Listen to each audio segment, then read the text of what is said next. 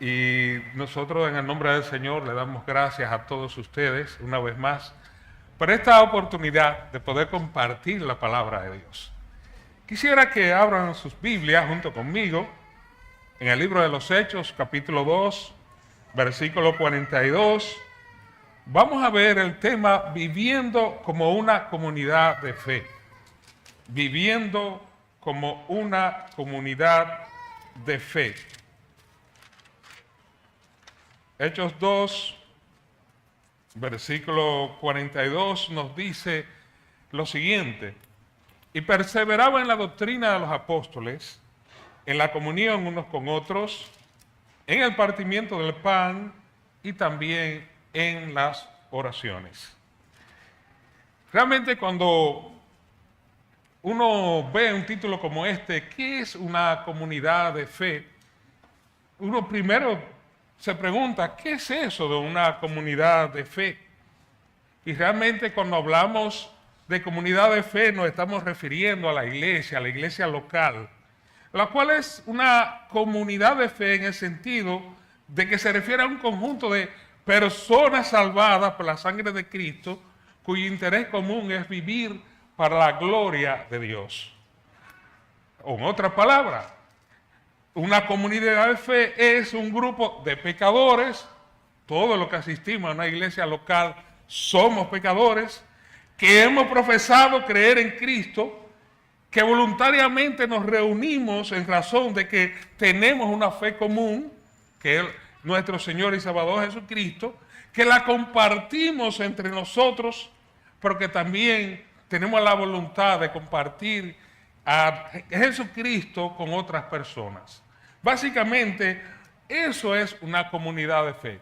Y es importante que nosotros este tema de comunidad de fe lo veamos en un contexto como está el mundo actual. En el mundo en el cual estamos viviendo, donde hay guerras por todas partes, donde hay perversión, donde hay delincuencia, donde hay problemas en los hogares, donde hay problemas en los matrimonios, donde quiera en que hay un ser humano en este mundo, hay problemas mayúsculos. Y lo peor de todo es que esos problemas mayúsculos están sin esperanza. Lo que vivimos en una comunidad de fe, en una iglesia local, lo hacemos porque tenemos una esperanza. Y es la esperanza gloriosa de nuestro Señor y Salvador Jesucristo, quien murió en una cruz por causa de nuestros pecados. Ahora, ¿cómo se vive en una comunidad de fe? Recuerdo hace ya un tiempecito, éramos adolescentes, íbamos a un hogar cerca de nuestra casa, donde vivíamos, y a diferencia de la casa donde yo vivía, cuando yo iba a ese sitio específicamente, respiraba paz. En mi casa, bueno, donde nadie conocía al Señor, evidentemente la situación era totalmente contraria. Pero cuando íbamos a ese lugar específicamente, había paz, había tranquilidad y había un ambiente totalmente distinto al que había en mi hogar. La razón básica era la casa de don Lino Gómez. La razón básica era de que Dios habitaba en aquel lugar e intercedía por todos los que vivían en aquel sitio, y en mi casa no estaba Cristo. Entonces, una comunidad de fe, precisamente ese es el punto esencial. ¿Cómo nosotros podemos vivir entonces en una comunidad de fe? ¿Cuáles deben ser nuestras características como iglesia local para nosotros verdaderamente llamarnos comunidad de fe? Bueno, la iglesia cuando nace, aquí en Hechos, en su capítulo 2, nos da una muestra de algunas características que debe tener una comunidad de fe para ser llamada como tal. Dice aquí el texto que acabamos de leer, Hechos 2, versículo 42, y perseveraban en la doctrina de los apóstoles. Lo primero que tiene que tener una iglesia local para ser verdaderamente llamada comunidad de fe es que esa iglesia local debe tener devoción a la enseñanza de la palabra de Dios. Aquí en este texto, los primeros creyentes se caracterizaron porque lo que ellos escuchaban hablar a los apóstoles, ellos no solamente lo creían, sino que era parte habitual de su disciplina diaria. ¿A qué ellos se dedicaban? Se dedicaban, de acuerdo al texto, a perseverar en la doctrina de los apóstoles o a mantenerse firme en la enseñanza que habían recibido. Esta primera característica que acabamos de ver en este pasaje es la devoción a la enseñanza de los apóstoles. La iglesia como comunidad de fe es ante todo una comunidad que se basa en la verdad de la palabra de Dios. Y esto significa que como miembro de una comunidad de fe, nuestro primer compromiso es con la enseñanza de la Escritura. La palabra de Dios es el fundamento de nuestra fe y nuestra vida. Sin ella corremos el riesgo de desviarnos y perder nuestra identidad. Ahora, ¿qué tan importante es la palabra de Dios? Bueno, nosotros acabamos de decir que los apóstoles enseñaron, ya Pedro lo había hecho, versículos antes, es que Jesucristo había muerto por nuestros pecados, como la Escritura lo habían anunciado, que fue sepultado, que resucitó el tercer día entre los muertos, y de que había la necesidad de un arrepentimiento para el perdón de pecados. Esa era la base fundamental en que se basaba la enseñanza de los apóstoles. Entonces, la enseñanza de los apóstoles no solo consistía en dar información, sino que implicaba formar y transformar vidas. Queridos hermanos, los amigos que están por aquí también por igual, le decimos de que cuando uno abre la palabra de Dios, ella habla en sí misma, pero ella no es solamente para leerla, no es solamente para estudiarla, debe tener también un componente práctico, debe transformar nuestras vidas como ella en sí misma lo hace. En aquel entonces, en el libro de los Hechos, su capítulo 2 en adelante, la palabra cambió las vidas de esclavos, cambió la vida de los delincuentes de la época, cambió las vidas de muchas prostitutas, cambió la vida de personas letradas, cambió la vida de moralistas y también de todo tipo de personas. Y en una misma mesa ocurrieron grandes milagros. ¿Saben qué? Por primera vez un esclavo podía almorzar o comer con su amo. También vemos que un exdelincuente podía sentarse a la mesa con un soldado romano. Eso era algo impensable en aquel entonces. De que alguien tan vil como un delincuente pudiera comer en la misma mesa de un soldado romano. Y la razón básica era de que ellos prácticamente habían sido transformados por la persona y obra de nuestro Señor Jesucristo. La palabra de Dios había penetrado en sus vidas y fueron transformados por el Señor. Ahora, la enseñanza o de la palabra debe ser una prioridad en nuestras iglesias hoy. Debemos mantenernos firmes en estudiar y en meditar las Escrituras juntos, de las diferentes formas, en nuestras reuniones de iglesia, pero también en nuestra vida cotidiana. La palabra de Dios debe ser la razón de ser de nuestra existencia. Nosotros cuando vemos en este texto de que los hermanos perseveraban en la doctrina de los apóstoles, estamos diciendo que los hermanos prestaban atención al consejo de la palabra de Dios, pero no solamente prestaban atención, sino que lo impregnaban en sus corazones y en su vida diaria la aplicaban.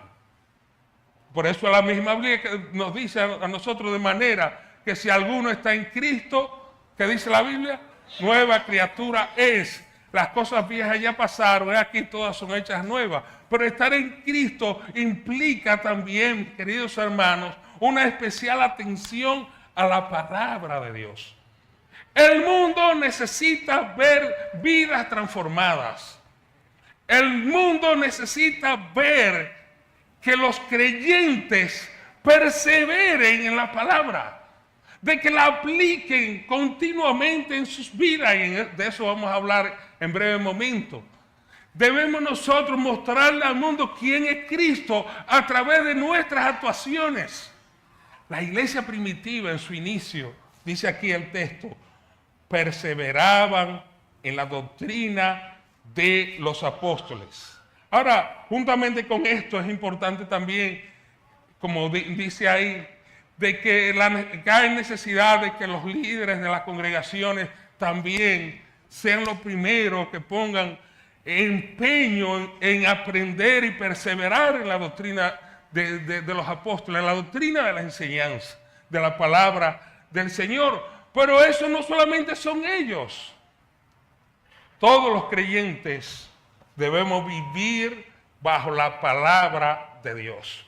Ahora, noten ustedes de que esa primera comunidad que estamos viendo aquí de fe, no solamente se dedicaba a perseverar en la doctrina de los apóstoles.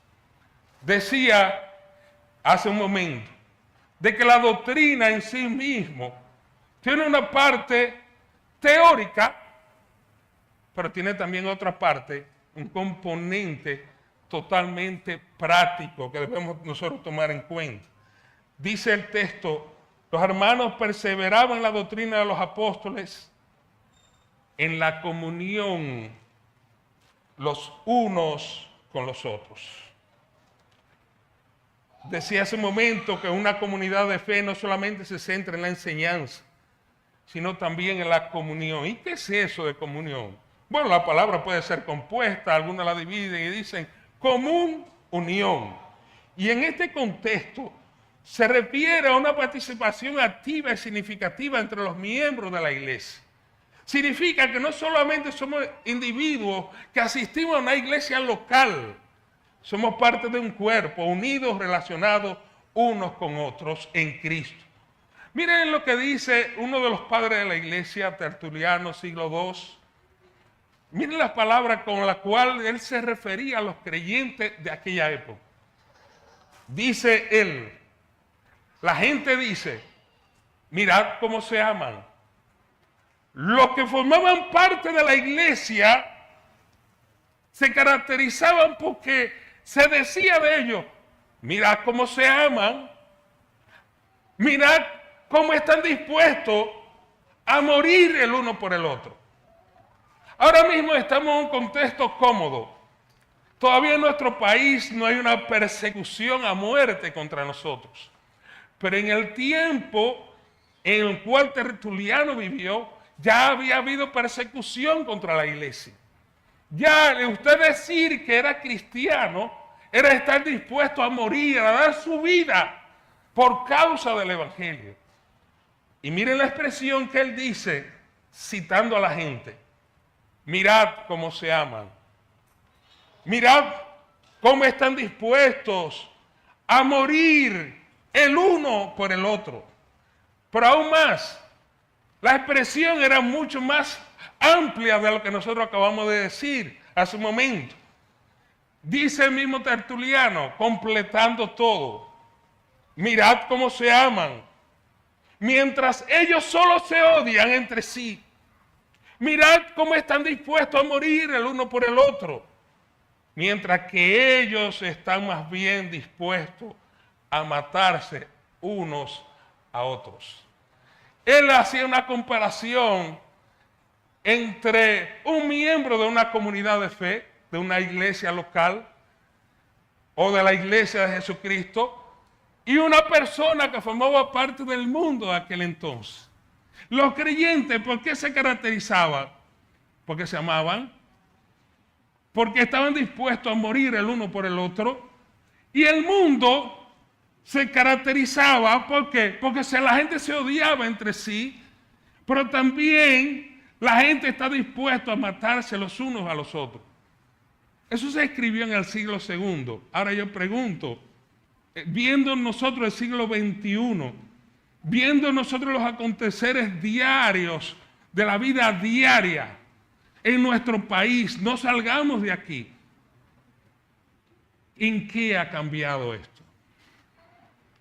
¿Realmente los creyentes nos amamos? ¿Realmente los que formamos parte de la comunidad de fe estamos dispuestos a morir el uno por el otro por causa del Evangelio? El mundo sigue todavía odiándose entre sí. El mundo sigue hoy en día dispuesto a matarse el uno al otro. Si no, salga a la calle, vea el tránsito, vean cuántas personas mueren hoy en día en accidentes y en situaciones tontas de la calle. ¿Cómo está la violencia en las calles? ¿Cómo está la violencia en los hogares? ¿Cómo está la violencia en los diferentes lugares? Hermanos queridos, y el llamado para ustedes. Estas palabras que dijo Tertuliano en el siglo II debe ser aplicado a nuestra vida. Que la gente diga, mirad cómo se aman. Que la gente diga de nosotros, no solamente que miremos cómo nos amamos, sino cómo estamos dispuestos a morir el uno por el otro. Y muchos dirán, oh, pero espérate, ¿cómo que yo voy a morir por el otro? Recuérdense que nosotros servimos al Señor y va a llegar el momento, y no sabemos en cuál momento será, en que podemos nosotros vernos envueltos en situaciones difíciles, donde nuestras vidas estarán en peligro. ¿Estaremos nosotros realmente dispuestos a dar nuestras vidas por otros hermanos? Esta palabra que dijo Tertuliano nos habla a nosotros de que en ese momento la iglesia de fe, los hermanos tenían una común unión, una comunión los unos con los otros. Cada uno de ellos tenía un fin común y era vivir para la gloria de Dios, suceda lo que suceda. Ahora, cuando hablamos de comunión, estamos hablando de compañerismo. La comunión es esencial para nuestro crecimiento espiritual. No podemos crecer en soledad. Cuando nosotros vemos en el libro de Génesis, hablando del hombre, ¿qué dice Dios acerca del hombre? Cuando lo crea, llegó un momento que dijo, no es bueno que el hombre esté como. ¿Y qué le hizo Dios?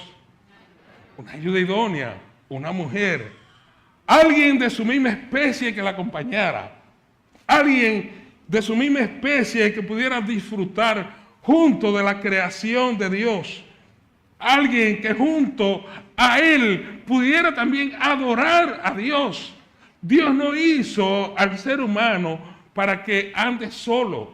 Nosotros hoy en día no podemos crecer en soledad. Necesitamos, hermanos, el apoyo y el aliento de nuestros hermanos y hermanas en la fe. Cuando nosotros tenemos que compartir nuestras luchas, nuestras victorias, nos estamos edificando mutuamente. Cuando dejamos de congregarnos voluntariamente, estamos atentando contra el compañerismo y la unidad de la iglesia, de la comunidad de fe. El escritor de los Hebreos nos advierte en un texto que continuamente es citado con las siguientes palabras. Hebreos capítulo 10, verso 25. No dejando de congregarnos, como algunos tienen por costumbre, sino exhortando, y tanto más cuando veis que aquel día se acerca. Antes de ayer hubo un bombardeo de Israel hacia varias posiciones del Líbano. Cuando uno veía los noticiarios, todas esas luces de bengala encendidas y muchos misiles cayendo en diferentes lugares, uno decía, wow, pero es el fin del mundo ya. Se está acabando todo esto. No, esos son avisos de que Cristo viene. Muchos se quedan en los hogares sin hacer nada y tienen cientos de excusas para no venir a congregarse. Aquí el texto dice, no dejen de congregarse como algunos tienen por costumbre, sino que por el contrario nos exhortemos, y tanto más cuando veamos que aquel gran día se acerca. Cristo está cerca. Cristo está a la puerta. Y como iglesia local debemos estar atentos a lo que la palabra de Dios nos indica. Ahora, ¿cómo nosotros, aparte de darle importancia al compañerismo cristiano, promovemos la comunión entre los integrantes de la iglesia local? Bueno, como comunidad de fe, acuérdense, estamos hablando comunidad de fe, iglesia local, debemos esforzarnos por cultivar la intimidad en nuestras relaciones. Basta ya, hermano, de relaciones superficiales. Señor, pero es para el cielo que vamos. No hemos entendido eso. Porque entonces tenemos relaciones entre nosotros superficiales. Palabras muchas veces huecas. Nosotros estamos llamados a vivir como Dios realmente desea aquí en este mundo. Y Él desea nuestro compañerismo, nuestra comunión, los unos con los otros. Nosotros vamos para el cielo. Por tanto, este tiempo presente es simplemente debe ser un ensayo de lo que es la eternidad.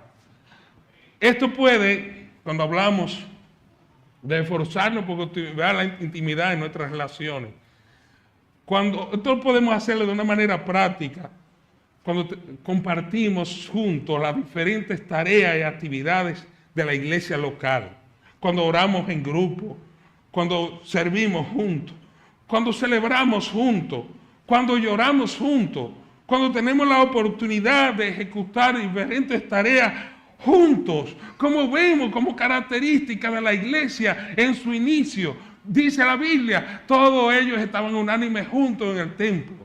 Todos ellos unánimes alzaron la voz al Señor en oración. En una ocasión Pedro estaba preso, pero la iglesia reunida sin cesar hacía oración por Pedro. Por tanto, hermanos, es vital promover la comunión. Cuando hacemos esto, creamos un ambiente que nos ayuda a crecer los unos con los otros. Cuando Cristo oró por sus discípulos en Juan capítulo 17, versículo 23, hablé de algo de esto cuando estábamos en la celebración de los 100 años, Ahí dice en su primera parte, yo en ellos y tú en mí, para que sean perfectos en unidad. El Señor Jesucristo pidió al Padre que la misma relación de unidad que existe entre la persona de la Trinidad fuera la característica de nosotros, sus discípulos. Las personas de la Trinidad buscan la glorificación de las otras. ¿Recuerda aquel pasaje cuando Cristo fue presentado, que vino el Espíritu Santo en forma de paloma y descendió ante él? Y posteriormente escuchamos una voz, dice la Biblia, desde el cielo, que decía, este es mi Hijo amado, en que tengo complacencia. En la Trinidad no existe el pecado. En la Trinidad hay una perfecta relación. En la Trinidad no hay disgusto de ningún tipo.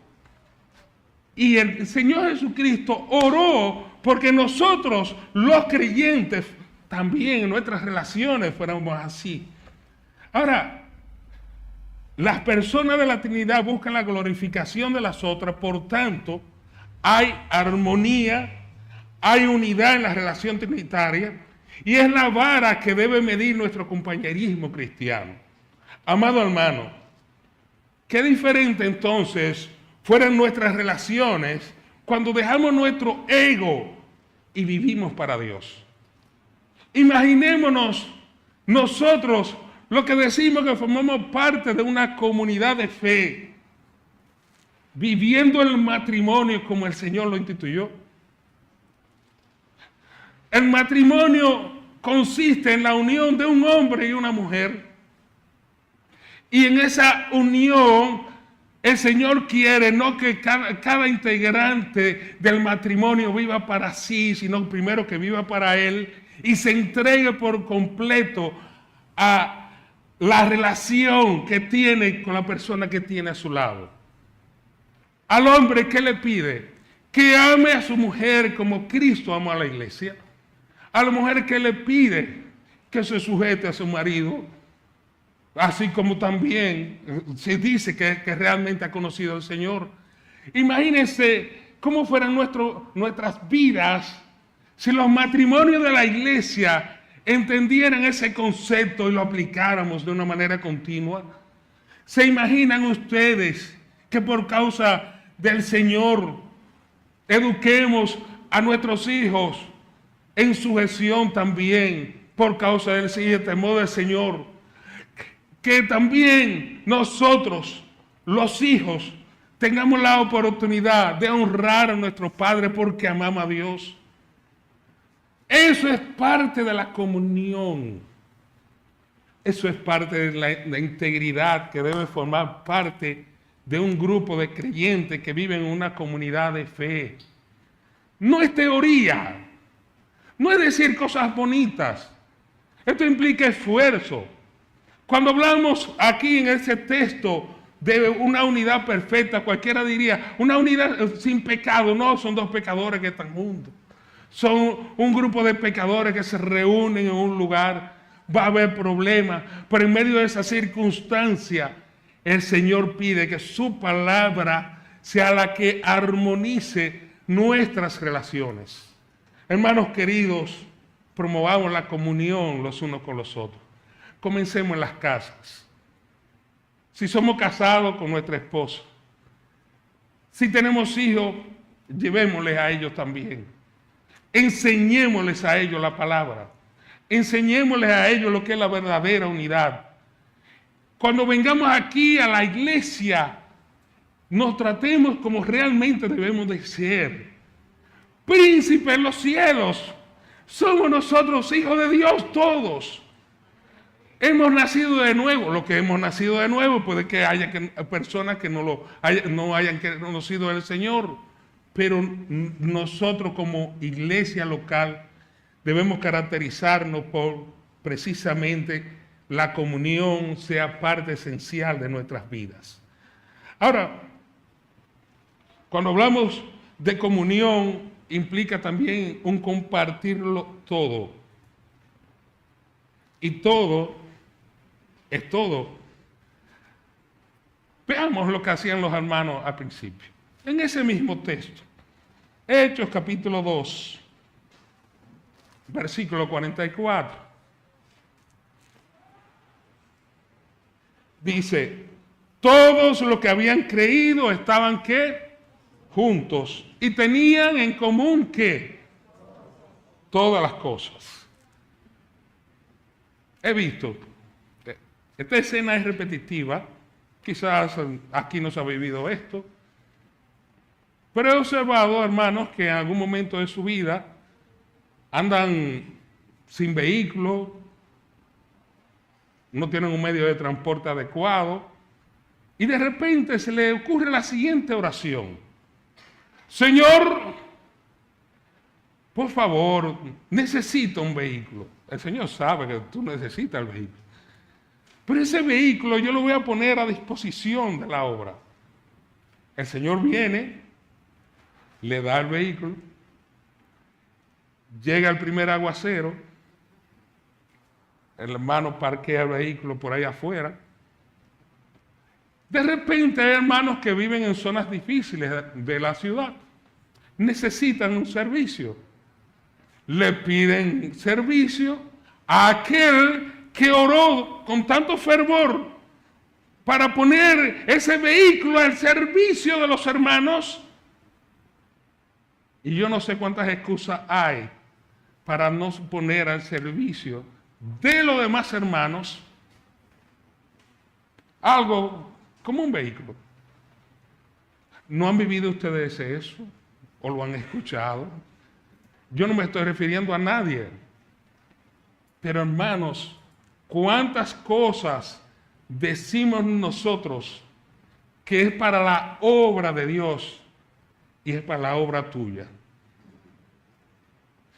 Los hermanos que formaban parte de esta comunidad de fe, la primera que hubo, una muestra de su comunión y compañerismo cristiano era, de acuerdo a lo que dice el texto, primero estaban juntos, pero tenían en común que todas las cosas. Que el vehículo que el Dios me dio fue un Rolls Royce, un BMW, un Maserati.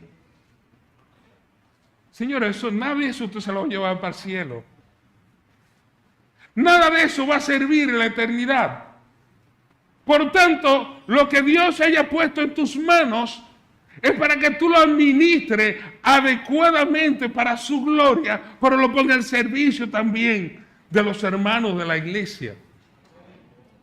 Por tanto, esos tiestos que podemos tener ahí afuera, le digo tiesto en el buen sentido, son para la gloria de Dios. Si no lo es, quédate con Él. Al final de cuentas, el Señor no lo necesita. Y con un choquecito te lo puede quitar. O como a mí, que una vez me robaron el vehículo también. De manera que, hermanos, todo lo que el Señor nos dé, que sea para la gloria de Él. Los hermanos entendieron eso. Y ellos lo pusieron por práctica. Por eso fueron a un extremo. Miren lo que hacían. Verso 45. Y vendían sus propiedades y sus bienes y los repartían a todos según la necesidad de cada uno. Bueno, eso provocó posteriormente, algunos comentaristas dicen, una catástrofe, porque los hermanos lo vendieron todo literalmente y se quedaron sin nada. Y obviamente después de ahí hubo una hambruna.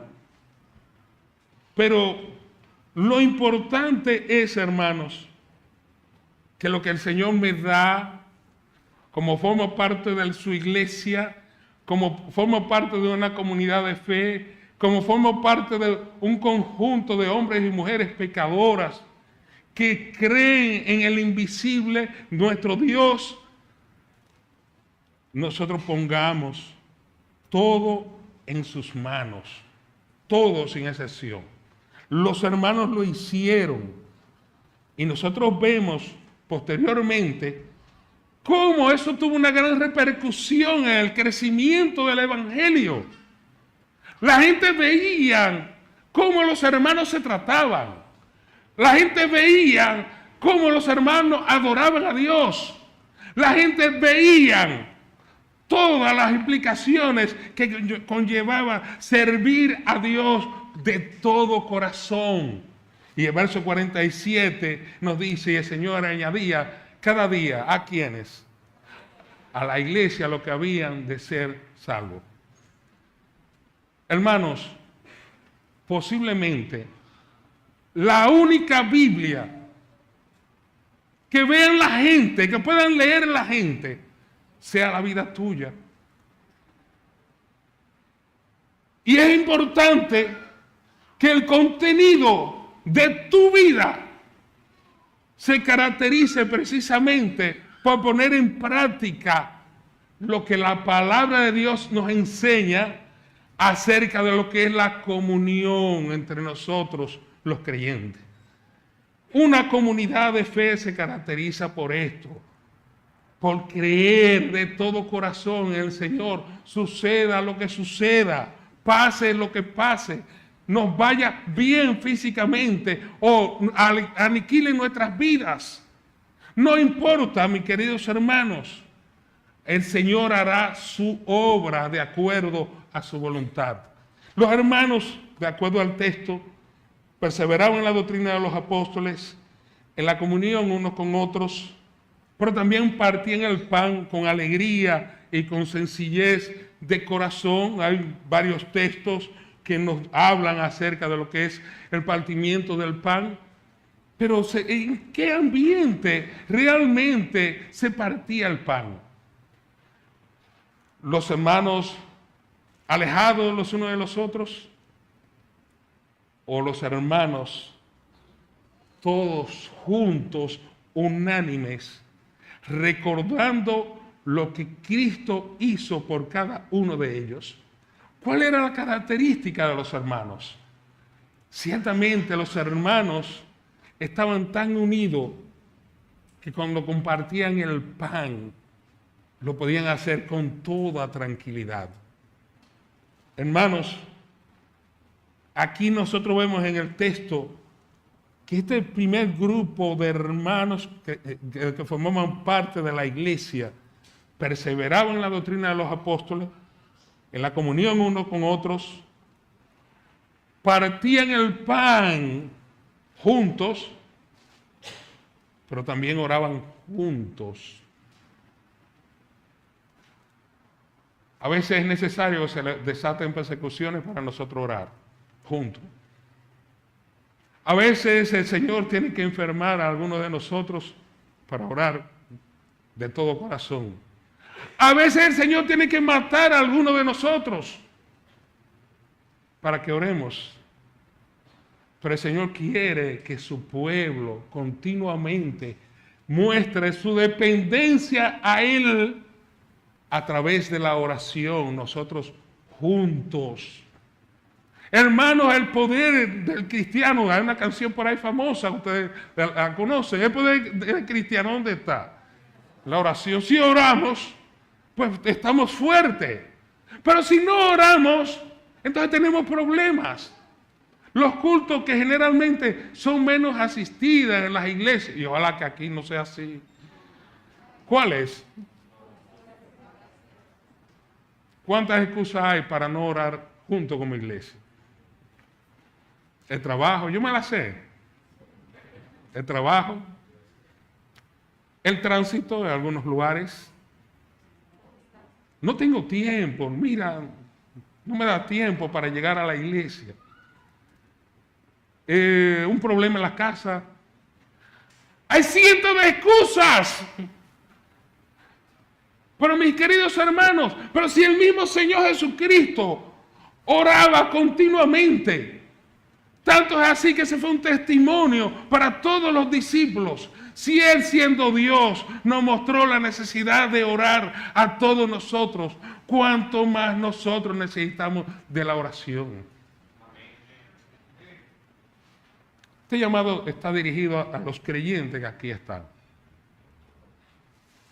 Hermano querido, en el nombre del Señor, no hay excusa válida para nosotros dejar de congregarnos el día que la iglesia ha decidido orar.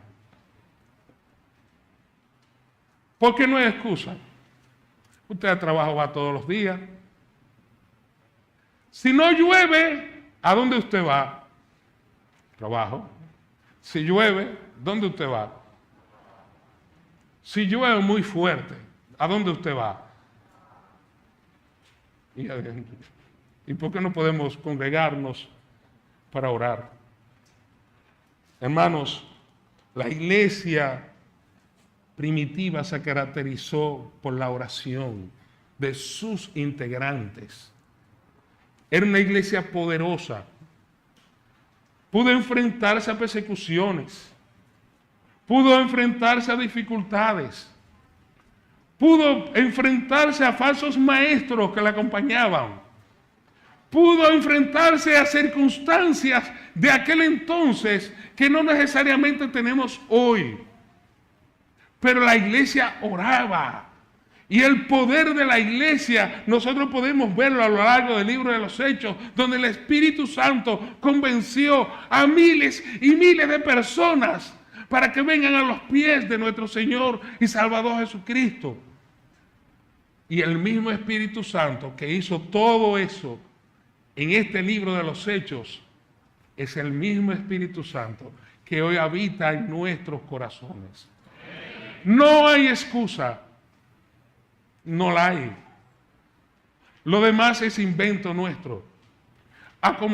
Nos acomodamos y ponemos cualquier alternativa diferente a congregarnos para orar. Una comunidad de fe se caracteriza porque ama la palabra, porque tiene comunión los unos con los otros, porque parten el pan juntos, pero también porque oran juntos. La iglesia lo hizo. Revise este mismo libro. Muchas veces vemos a la iglesia orando y vemos cómo el Señor fue continuamente añadiendo a su iglesia lo que habían de ser salvos. Ese día 3,000 personas. Pero más adelante la misma palabra nos dice que vinieron a los pies del Señor 5,000 hombres. Ya habían 5,000 varones, de acuerdo más adelante. Pero posteriormente vemos que habían miles y miles y cientos de personas llegando a los pies del Señor. Pero ¿cuál era una de las razones esenciales?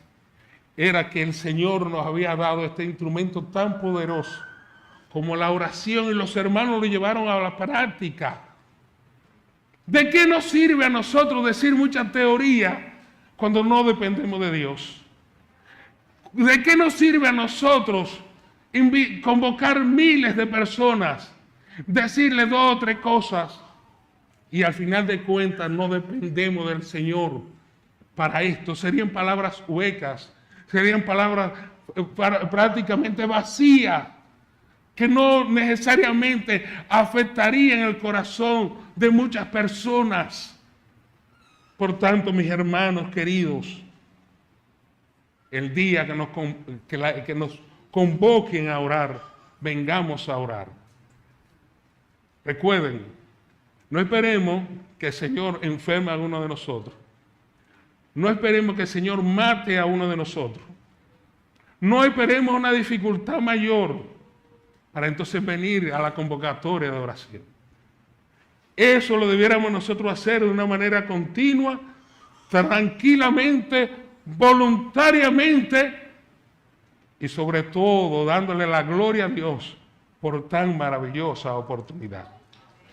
Los hermanos perseveraron en la doctrina de los apóstoles, tenían comunión los unos con los otros, partían el pan, oraban juntos, se mantuvieron juntos, eran dadivosos los unos con los otros, ponían al servicio de los demás todos los bienes materiales que tenían sin problema.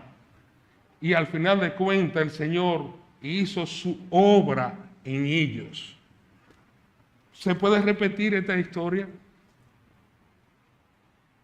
La que aquí está. Miren cómo el Señor actuó. ¿Se puede repetir esta historia? ¿Realmente formamos parte nosotros de una comunidad de fe? Si formamos parte de una verdadera comunidad de fe, que confiamos de todo corazón en el Señor, entonces estas son parte de las prácticas habituales de nuestras vidas. Yo quisiera, me voy a salir un poquito del tema, pero quisiera hacerle un llamado a todo lo que estamos aquí, que está en Efesios, capítulo 4, hablando del apóstol Pablo, algo que debe caracterizar a cada integrante de una comunidad de fe, donde dice: yo por expreso en el Señor os ruego que andéis como es digno de la vocación con que fuisteis llamados. Cuando hablamos de vocación es aquello al cual nos dedicamos y estamos llamados, estamos convencidos de que eso ha sido así. Los musulmanes tienen ellos su llamado. Los soldados se identifican con una causa. Nosotros los creyentes decimos que nos identificamos con Cristo. Y aquí en el texto el Señor dice: os ruego que andéis como es digno de la vocación con que fuisteis llamados. ¿Qué nos quiere decir todo esto? Que nosotros que somos llamados a ser cristianos Donde quiera que estamos, la gente debe identificar que realmente lo somos con nuestras actuaciones. ¿No han visto ustedes, no han experimentado ustedes en algún momento en su centro de trabajo, en la calle, donde sea, que la gente le dice, oye, tú eres diferente? Tú pareces convertido. ¿Recuerdan cómo los discípulos eran identificados luego de la muerte del Señor? Algunos de ellos porque hablaban como Cristo, otros porque hablaban de Cristo y otros porque vivían como Cristo. Ellos estaban conscientes de la vocación que tenían ellos en su corazón y lo vivieron. Nosotros como comunidad de fe debemos caracterizarnos entonces, porque cada uno de nosotros ande de la manera en la cual nos llamó el Señor Jesucristo. Decimos que somos cristianos, es excelente, pues que la gente nos identifique como creyentes de verdad, como creyentes que hemos nacido de nuevo, como personas que temen a Dios, como personas que hablamos de Cristo, vivimos como Él y en todas nuestras actuaciones tratamos de imitarle. Hoy, en esta noche tan particular, voy a hacer una oración y voy a orar por los hermanos de esta congregación. Me voy a atrever. Yo no conozco lo que hay en tu corazón, pero el Señor conoce el corazón de todos los que estamos aquí. Y en esta oración quisiera decirle al Señor, sobre todo, que cada uno de nosotros reflexione delante de Él y le diga, Señor, ¿realmente yo pertenezco a una comunidad de fe en el sentido de que lo que yo tengo que hacer ahí, yo lo estoy haciendo, forma parte de mi hábito diario? ¿O simplemente yo soy un asistente más a un lugar que le dicen templo y me reúno con unas personas ahí, pero yo no necesariamente formo parte de ello? Oremos. Padre Celestial, a ti, Señor, sea la gloria, a ti, Señor, sea el honor. En este momento nos ponemos en tus manos. Mira, Señor, cómo vivieron los primeros hermanos. Ellos se entregaron al estudio sincero de tu palabra. Ellos se entregaron a la obediencia, Señor, a lo que tu palabra indica. Ellos vivían en una comunión tal que era evidente a todos aquellos que vivían fuera de la iglesia. Ellos partían el pan con tal alegría y oraban que gozaban del favor de todo el pueblo. Y día tras día tú añadías a la iglesia a todos aquellos que iban a ser salvos. Hoy es un día también donde reflexiono, Señor, viendo si realmente yo formo parte de tu iglesia. Y si formo parte de tu iglesia, entonces las características de las actividades diarias que hay en mi vida deben de ser conforme a tu llamado. Por tanto, Señor, transforma mi corazón. Ayúdame, Señor, a hacer tu voluntad, sabiendo que soy pecador, sabiendo que día tras día voy a fallar, sabiendo que día tras día te voy a decir, Señor, perdóname por aquello que no hice o aquello que ejecuté mal. Pero descansamos, Señor, plenamente en la esperanza gloriosa del perdón que siempre gratificantemente recibimos de ti. Guíanos, Señor, y ayúdanos a todos a vivir en una comunidad de fe que testifica de ti donde quiera que se encuentre. Gracias, Señor, en el nombre de Cristo. Amén.